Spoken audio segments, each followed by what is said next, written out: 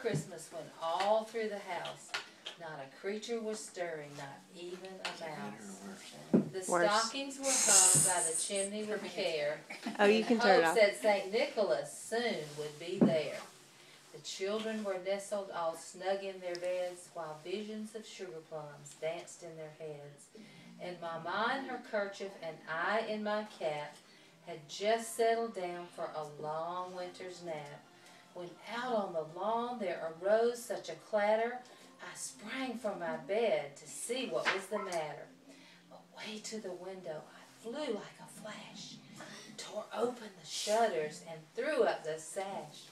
The moon on the breast of the new fallen snow gave a luster of midday to objects below, when what to my wondering eyes should appear but a miniature sleigh and 8 tiny reindeer.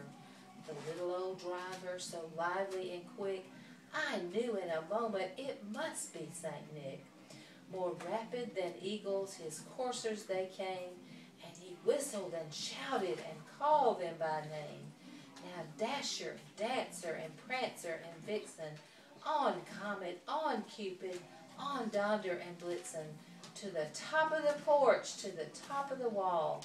Now dash away all, as dry leaves that before the wild hurricane fly, when they meet with an obstacle mount to the sky. So up to the housetop the coursers they flew, with a sled full of toys and St. Nicholas too. And then in a twinkling heard on the roof the prancing and pawing of each little hoof. As I drew in my head and was turning around, down the chimney St. Nicholas came with a bound. He was dressed all in fur from his head to his foot, and his clothes were all tarnished with ashes and soot. A bundle of toys he had flung on his back, and he looked like a peddler just opening his pack. His eyes how they twinkled, his dimples how merry. His cheeks were like roses, his nose like a cherry. His droll little mouth was drawn up like a bow, and the beard on his chin was as white as the snow.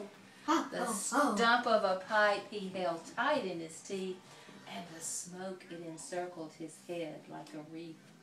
He had a broad face and a round belly that shook when he laughed like a bowl full of jelly. He was chubby and plump, a right jolly old elf, and I laughed when I saw him in spite of myself. A wink of his eye and a twist of his head soon gave me to know I had nothing to dread.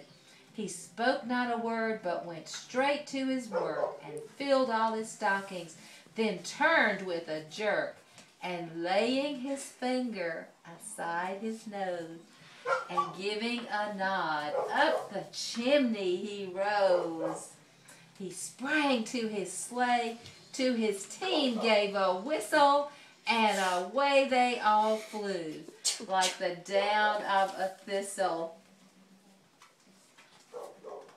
Well, but I heard him explain ere he drove out of sight, Happy Christmas to all, and to all a good night.